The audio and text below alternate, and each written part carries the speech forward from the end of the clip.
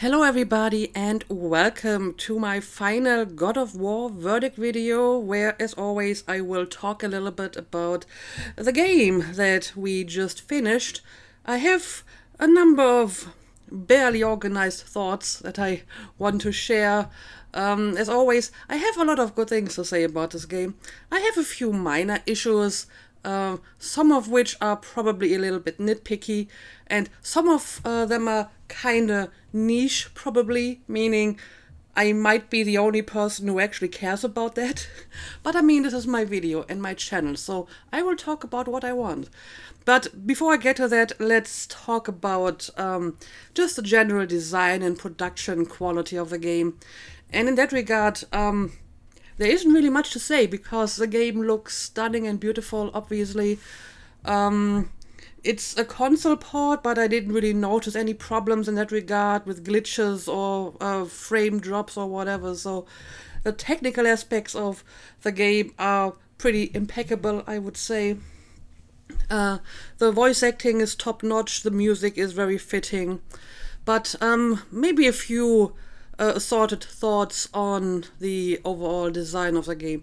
First of all, one thing that I noticed is that it is very cinematic. I mean, you have a lot of these cutscenes, sometimes even within a battle, specifically like when fighting Balder. I think there were like 3 major battles against Balder, and they weren't just normal gameplay battles, there was always some stuff happening in between. And I have to admit, sometimes I was like, oh, come on, just let me fight him, don't interrupt me every time I punched him like 3 times. But on the other hand, these scripted scenes look pretty epic, so yeah, I guess I'd allow it, even though sometimes it felt a little bit disruptive that, I couldn't properly fight him just for, 10 minutes, and there was always stuff happening in between. But I get why they did it. They wanted to mix it up a little bit and not just put you into an endless fight. And I mean, we had like the Valkyrie battles, for example, where you could just have pure fighting. The Balder battles were definitely more cinematic in that regard. Secondly, a rather unusual and interesting design choice was the fact that I guess they recorded or filmed, quote unquote, the entire game in one continuous shot. So there were no close-ups or cutaways to something else. It was always just one ongoing shot. And it felt like you were kind of part of the group, part of the company, traveling with them as like a silent watcher. Because very often the camera perspective was like a little bit behind Kratos and Atreus and would only like zoom around if there was like a larger cutscene, so you could probably see their faces and so on. So it was almost like you were following them through the entire game, which is, I guess, kind of like the feeling that you get when you're playing like a third-person game to begin with, because you're watching your character. But they even, continued this kind of perspective during the cutscenes as well, which was very interesting. And I don't think I've ever seen any other game that did something similar. So that is definitely a very unique and interesting design choice. And it also means, by the way, that Atreus and Kratos have been on this journey uninterrupted for over 40 hours, because that's the length of my Let's Play. And that's not even counting the stuff that I cut out of the game because I was just doing inventory management. So they have been like traveling for 40 to 50 hours without sleeping, without eating, without taking a break, without drinking. Well, I guess I did drink the wine at some point. But basically the entire adventure lasted for 2 complete days without any rest, so that's pretty impressive. So I think it's an interesting and uniquely designed game just by the way they filmed it. Maybe let's talk a little bit about the world design as such as well. Now, the game is not really an open world game, I guess. I mean, the largest open area that we have is like the lake, but it's mostly the water, which is like an open area. But once you go on land, you are in a fairly small and restricted area with certain routes you can take. The design reminded me a little bit of, games like Dragon Age Origins or Dragon Age 2, where you also had like um, places designed like there were dungeons, even if they were outside. You had different pathways, and then every now and then, like a larger area where battles could take place. And because of that, there wasn't really that much for you to explore, I suppose. You couldn't really stray from the path that much. I mean, of course, there were a lot of optional areas that you didn't really have to check out at all. Like most of, the shores of the Lake of Nine weren't really part of the main story at all. So you only went there to figure out some puzzles and get some loot and maybe find some Jötnar shrines and so on. But you couldn't just wander off in one direction and see what you could find. But I mean, that's not really a criticism of the game. As a matter of fact, I specifically picked this game because I wanted a game that wasn't like overwhelmingly long, and open world games usually are overwhelmingly long. Whenever I play a full open world game on my channel, it typically is about 100 episodes or very close to it. So I wanted a game that was a little bit more focused and not just like a huge map for you to explore. So this is just an observation and not really a criticism. Of course, the downside is that maybe it felt a little bit artificial at times, the restrictions of what you could climb and where you could go. They had to introduce a lot of, sort of invisible walls, like a small ledge where you couldn't jump down because, it was not part of the map.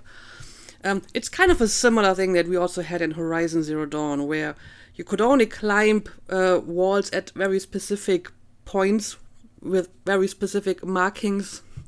Although it was actually a bit more obvious in Horizon Zero Dawn, because that actually was an open world game, so it always felt a little bit weird when sometimes you were restricted to very specific pathways.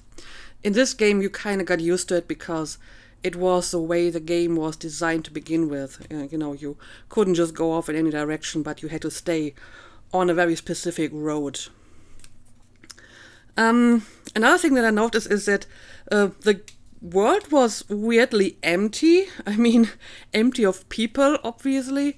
The only people we met were, Brock and Sindri and Freya, and then occasionally one of the Aesir would show up, like Balder or Magni and Modi, and that was pretty much it. Everything else was just undead enemies and so on. So, on the one hand, it gave the world a very eerie and mysterious atmosphere. On the other hand, it also felt a little bit lifeless, so I don't know, where were all the people? I mean, did people ever live in this place? Probably, because every now and then we did find buildings, houses where people probably lived, or like the dwarven cities, but it was all empty and everyone was gone. So I'm not sure what to think about it. On the one hand, it had an interesting effect. On the other hand, maybe it's because I played Assassin's Creed Odyssey at the same time, which is a game that is packed with people. But again, there wasn't really much incentive for you to go and explore, because you couldn't really find much other than loot. I mean, if you were looking for more runes and enchantments, then obviously, yes, you probably want to explore the places. But there wasn't really anything too unusual you could find other than that. And maybe occasionally a Jötnar shrine. That's actually the main reason why I kept exploring, because I thought they were pretty interesting. So, yeah, maybe that's enough about the general world design in terms of the layout and so on. Although I have to say, in that regard, the maps in the menu were not very useful. Maybe it was done on purpose, since, your pathways were already so restricted that they thought we don't need to make a proper map of that. You just have to find your own way. We don't want to make it too easy on you. And to be fair, most of these like dungeons or areas were pretty well designed, so you couldn't really get lost all that much, and at some point you would then circle back to the beginning. So the design of these quote-unquote dungeons was usually pretty clever. So there's that. Still, sometimes I wish the map would have been a little bit more helpful. But again, it may have been intentional that they only gave us like a very, very rough overview map of the area, but not like any specific maps of smaller areas. I think that's all I have to say about that. Maybe let's continue with the combat. Again, I don't have a lot to say about that. It had a bit of a learning curve, but I would like to think that towards the end I was getting pretty good and I finally managed to use, well, not the full potential. I would say at some point after I figured out, okay, I have like some runes that I can use and my talisman and so on, I kind of stuck with that scheme, and I didn't experiment all that much anymore, because I was happy that I found like a setup and a play style that worked for me and that would help me to defeat even like the most powerful enemies. So I, again, didn't really use the combat system to its full potential. There's a lot of runic attacks that I haven't even tried because, at some point I just thought, okay, I have found something that works for me, so why change it?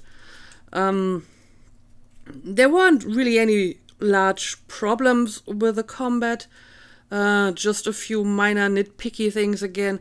I did mention one thing that really annoyed me is that whenever I was doing a runic attack, and I mean the runic attack has a certain animation that lasts for a few seconds, but if your enemy was attacking you at that very moment, you couldn't do anything, you couldn't block, you couldn't evade, and I guess that was just supposed to be part of the difficulty, so you only should use your runic attack if you're sure that your enemy can't attack you at that moment. It still was a little bit annoying, so that certainly was something I would criticize. I mean, apparently there were options like enchantments or whatever to reduce the damage you take during attacks, so they clearly intended this mechanism to be the way it is, and then you have to figure out how to counteract it or reduce its impact. Or another thing that I noticed is that the evasion system, well, either it was very precise, too precise, or not precise enough. I actually not sure about it, but I was never quite sure why sometimes I was able to evade an attack and the next time I wasn't. I feel that it's just like if you're 2 degrees off in the angle that you're evading the attack, then you will get hit or something. Or you evade like 1 split second too early or too late and you get hit. So I haven't fully understood sometimes why on some occasion the evasion worked and on others it didn't.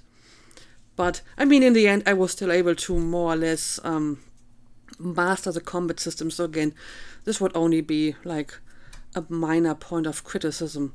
A positive aspect, certainly that it looked pretty good, and there was like a lot of variety, even if I didn't really use all the possibilities the game gave me.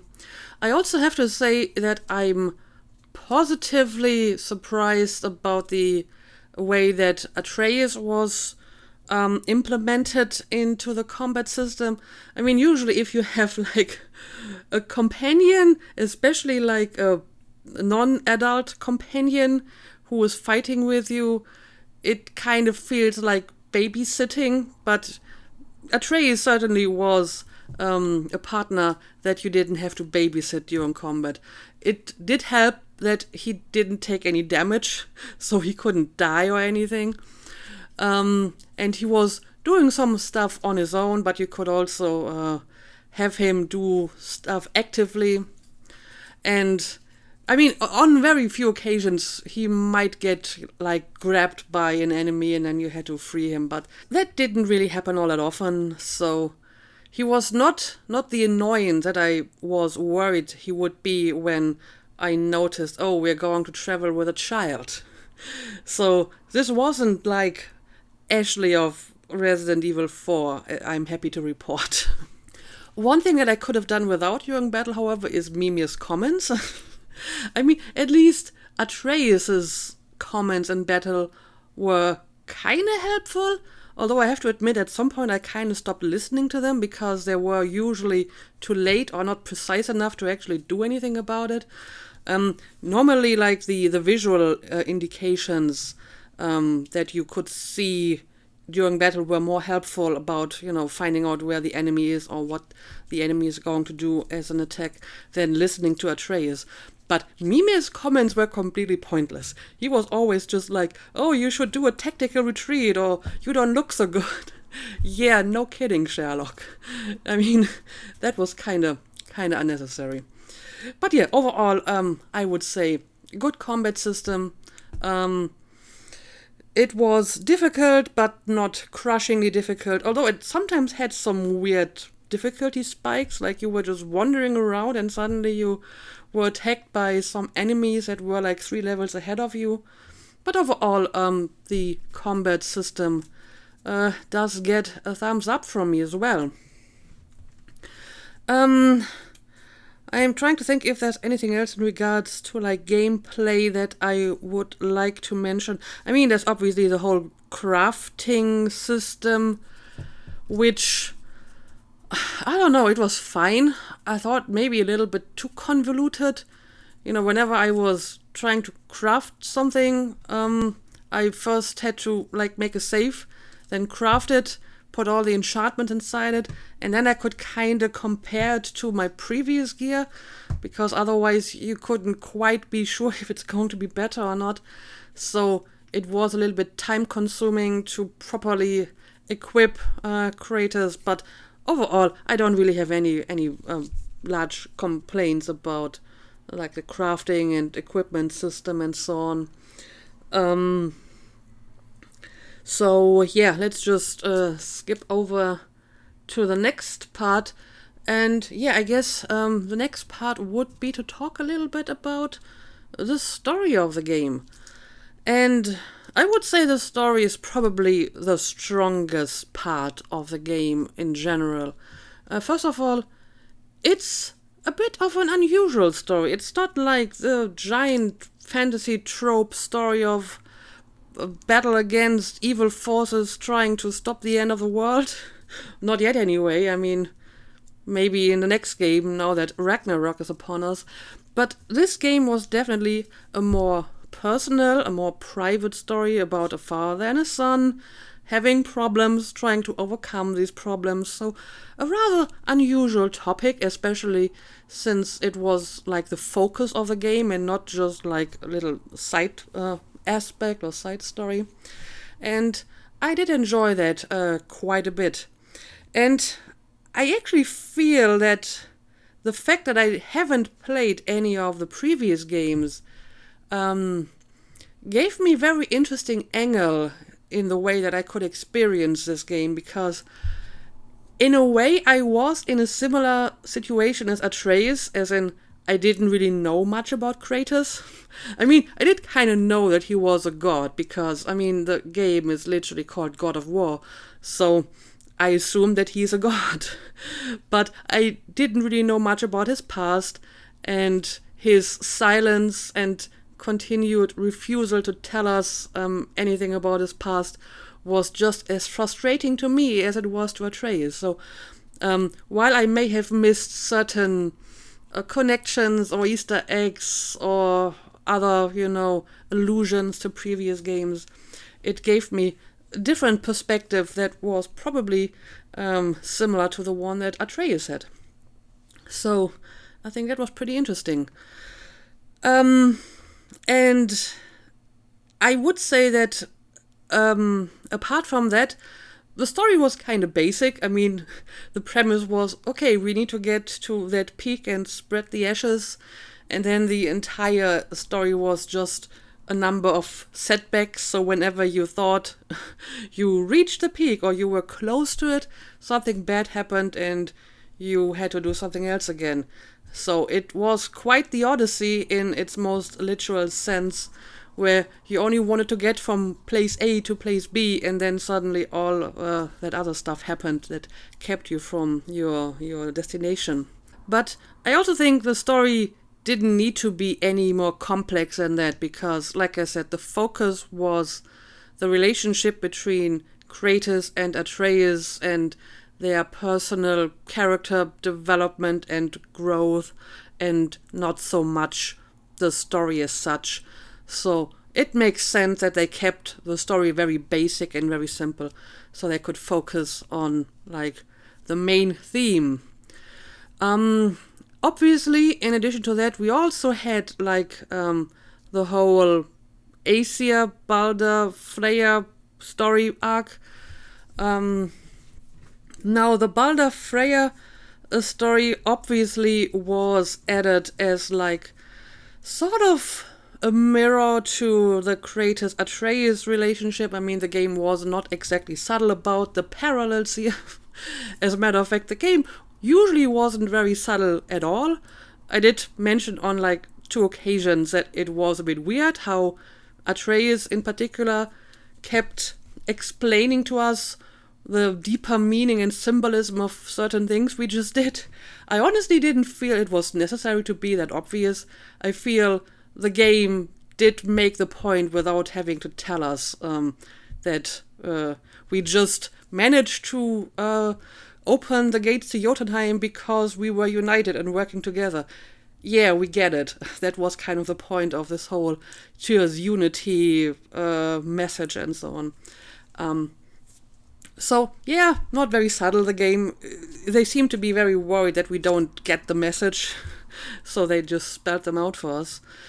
But yeah, the Balder Freya story was definitely, included as kind of a parallel to the Atreus and Kratos relationship. So again, we have a parent who is, I guess, overprotective, who is making decisions in regards to her son that were maybe not the best decisions, but she was doing it out of like the best intentions. So that's clearly like the parallel they're trying to draw here. As for the other Aesir like Magni, Modi, and, well, Odin and Thor, who were only mentioned and never actually appeared, not counting like the post-credit scene, they were really only there to provide some enemies and opponents. They didn't really add anything too meaningful to the story. I guess this is something that will play more of a role in the sequel, I assume. But yeah, all things considered, I definitely enjoyed the story. Is there anything I would criticize about it other than what I just said about sometimes they were maybe being a little bit too on the nose? Not much. Maybe one thing I noticed is that maybe sometimes some of the twists and turns in the story came a little bit too abrupt, or certain plot points were mentioned and then seemingly dropped and never brought up again. For example, early in the game, it seems to have been a big issue for Atreus that Kratos wasn't there for him for much of his childhood, and that he was worried that Kratos would leave him alone again. I mean, that kind of reached its climax in Alfheim when Kratos disappeared into the light for an unknown amount of time. But after that, that topic never really came up again. It was never really discussed anymore between them. Kratos never really gave an explanation why he was away for so long or so often. So at some point, this whole topic just didn't seem to matter anymore. And instead, it shifted more to the whole Kratos is not telling Atreus the whole truth about his past and so on. I guess they're kind of related, but I felt that this whole, you were never there for me, and you always keep leaving me, would play a bigger role as the game progresses, but it didn't really for some reason. And another example would maybe be that Atreus was maybe a little bit overly moody, like in the middle part of the game.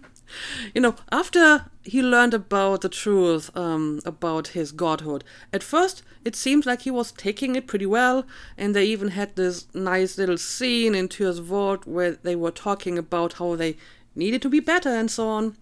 And then maybe like an hour later, and this is like literally an hour later since the game is basically in real time, right? He just started to completely go off the rails, triggered by a seemingly innocent remark by Sindri about his brother. I mean, there was a little bit of a build-up, but his eruption into annoying, arrogant brat seemed very sudden. And then after hell, he was basically back to normal in no time again. I mean, I can kind of understand that. I mean, that was a pretty drastic event that would change his attitude.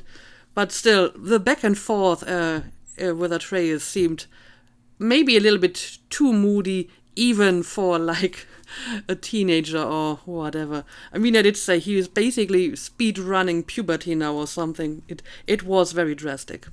So yeah, that's maybe like two minor things that I noticed, that sometimes the twists and turns seemed rather abrupt.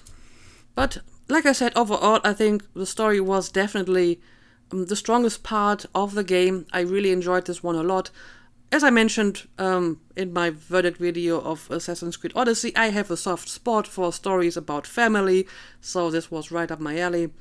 And while there were not a lot of like secondary characters in this game, most of those that were pretty interesting. Brock and Sindri were, I mean, clearly kind of a comic relief, but I mean, it was always fun to meet them and talk to them. I liked Freya's character a lot. I will talk about Balder a little bit more later. And, well, I guess there's Mimi, of course, your exposition fairy.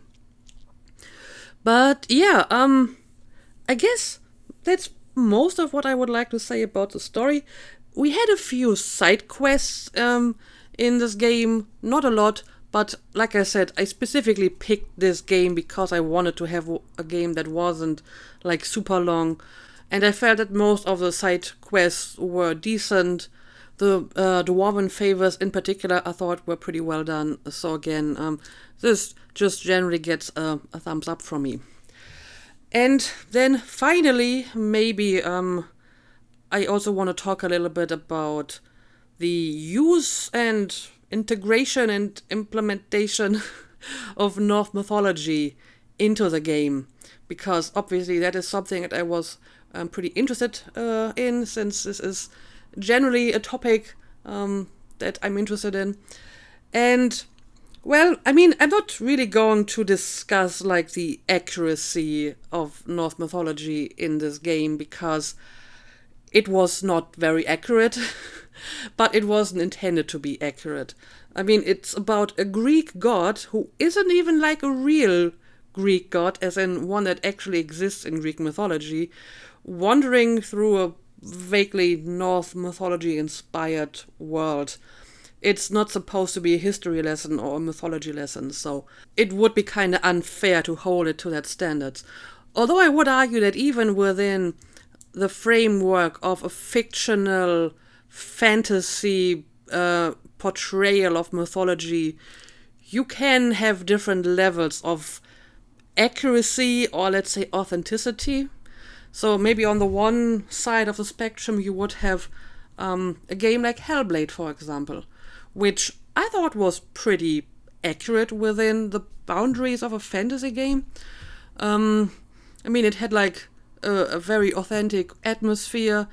The stories from Norse mythology that were used in the game were all pretty like the original stories. They didn't change them. They did cherry pick them a little bit, but I don't remember having to like correct any of the stories. And then on the other side of the spectrum, you have maybe something like Marvel's Thor. And I'm talking about the movies because I've never read any of the comics.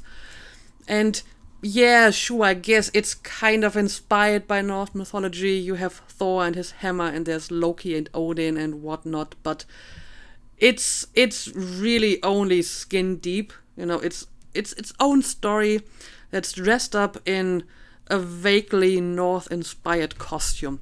And that's completely fine. I actually happen to enjoy the Thor movies quite a bit. So I'm not saying that one is better than the other. I'm just saying that there can be different levels of accuracy and authenticity. Now, this game, I would say, is somewhere in the middle, maybe, in a sense that in some areas it is actually pretty accurate and authentic.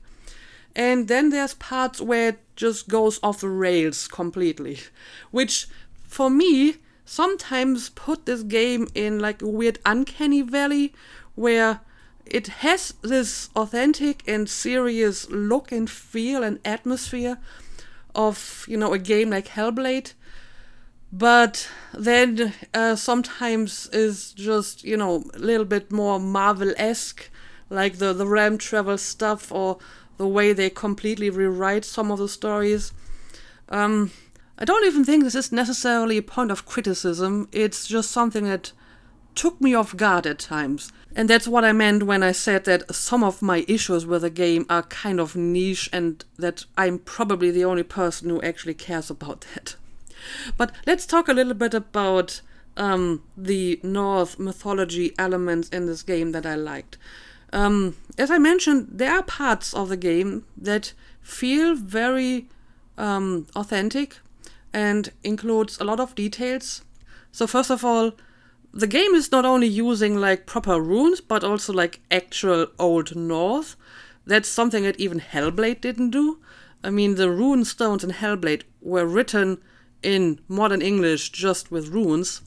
So that is an amazing attention to detail and amazing amount of authenticity. I thought the design was really spot on. Specifically the Jötnar shrines, for example. The art style on these shrines I thought was a really great pastiche of some Viking Age art style. The Temple of Tyr was obviously a little bit more on the fantasy side, but it looked like it would fit in, at least from the outside. Whereas like the whole realm travel thing was definitely a little bit more Marvel-esque, a little bit more off the rails. But it was visually pretty stunning, so again, I can't really be mad about it. And then, we have a lot of very nicely researched little details like the Draugr, the aspects of Seder.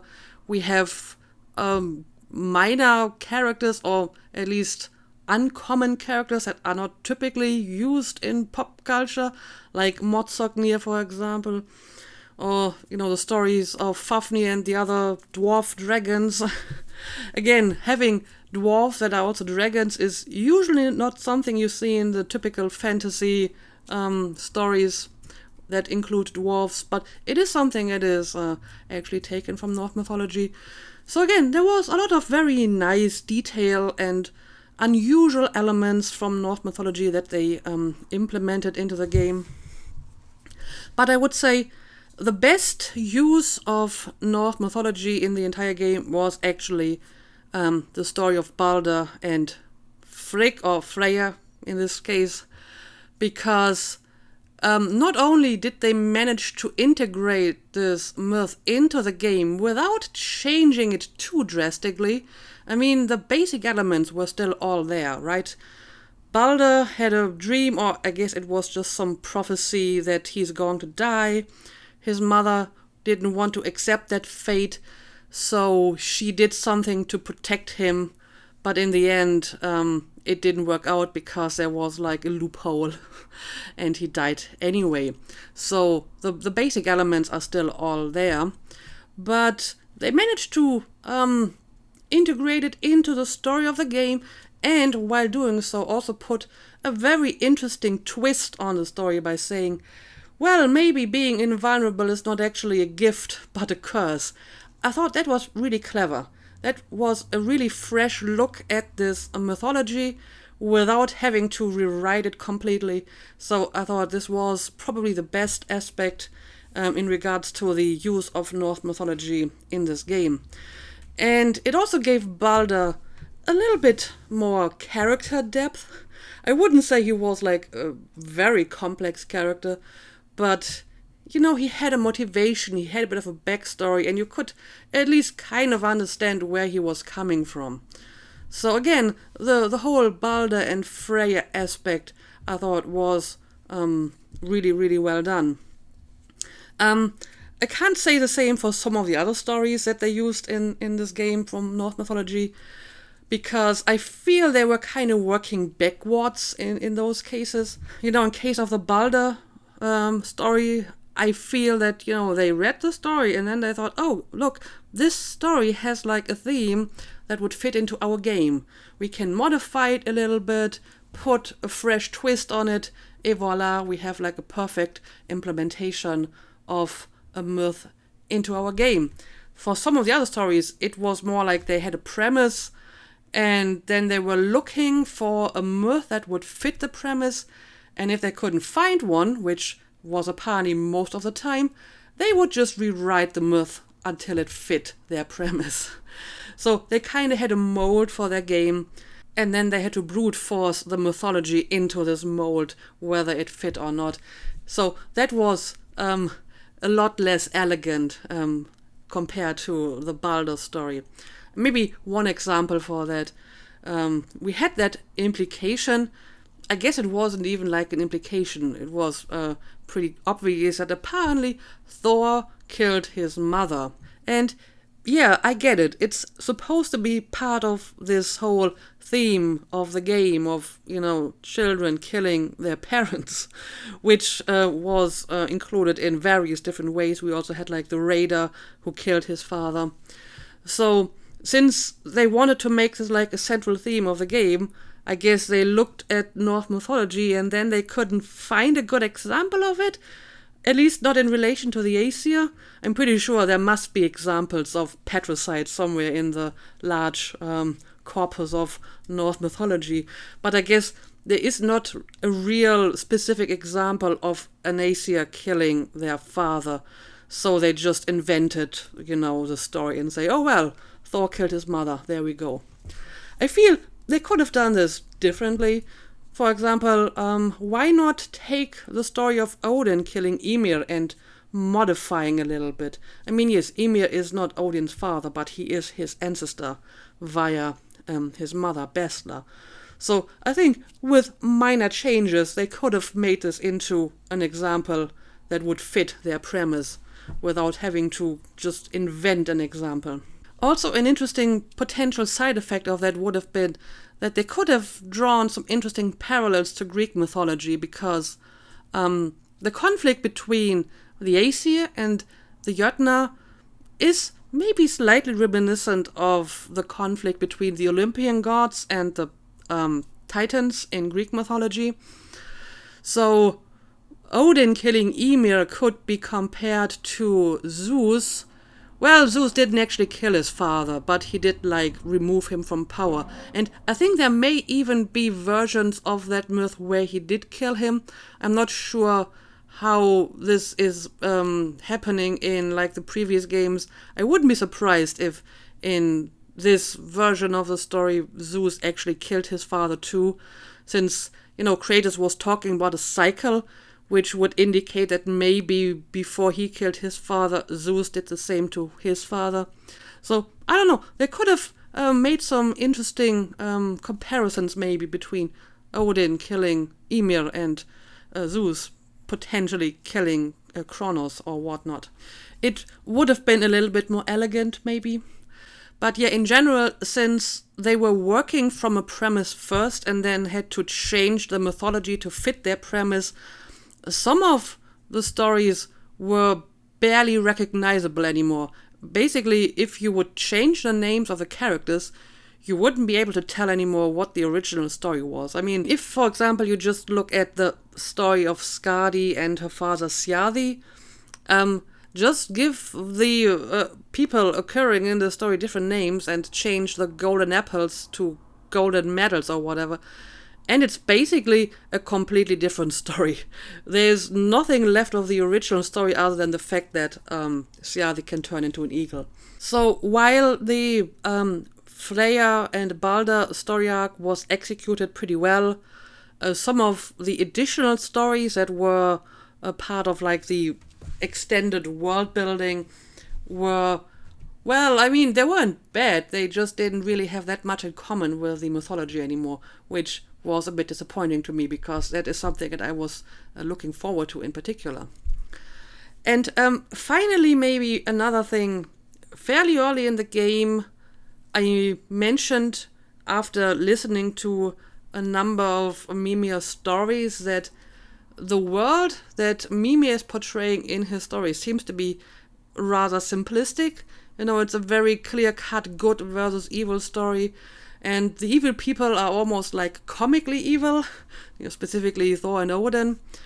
And I mentioned that, you know, I'm going to wait until the end of the game before I pass my judgment on that aspect, because one of the things that I liked about Norse mythology is that it is not like a simple good versus evil story, but it's a bit more complex and it has a lot of ambiguous characters, and I couldn't really see this in Mimir's stories. So, well, the game is over now, and it's really hard to tell. I mean, on the one hand, we have the Balder Freya story, as I mentioned. This one was really well done. Balder had at least a little bit of complexity. Freya certainly had a complexity in like a reverse way. So Balder was kind of like, you know, a villain, but as you learned more about him, you could see why he did what he did and maybe even develop a little bit of sympathy for him. And Freya basically was introduced as like a good person, as like a friend and an ally. But then towards the end, you could see that she also has like a darker side and this need for revenge, which again makes her a more complex character.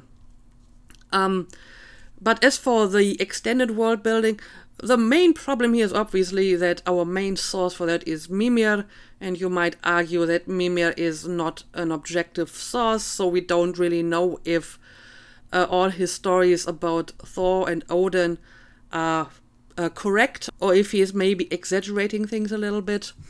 So maybe we have to wait for the next game to see if Thor and Odin are really like the comic book villains that Mimir described in his stories, because they were not very interesting as characters. They were primarily evil, and that was it. I mean, I guess there were a bit of a distinction between them. So Odin was more like the cruel, evil control freak, and Thor was the cruel, evil hothead. But other than that, they didn't get much personality. But to be fair, it's kind of hard to give characters personality that don't actually appear in the game. So I would say the verdict is still out on that one. I don't know, maybe they are just, you know, these one-dimensional evil characters that Mimir portrays them as. But at the moment we can't really say, because we never actually met them in person. And the same, by the way, can also be said about the plot twist at the end of the game, you know, about Atreus being Loki. I guess we will have to wait until the next game to see if that has any actual payoff.